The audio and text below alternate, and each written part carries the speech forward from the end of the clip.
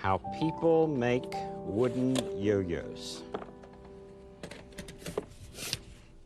Let's watch it together. How people make wooden yo-yos. When people make wooden yo-yos, they start with long pieces of wood. This wood is being made into yo-yos that look like flowers.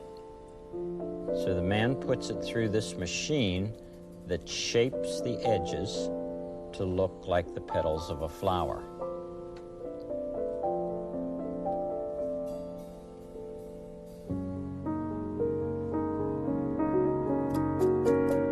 Then he takes those long pieces of wood over to this woman who puts each one in this machine, which slices them into pieces that will become the sides of the yo-yo.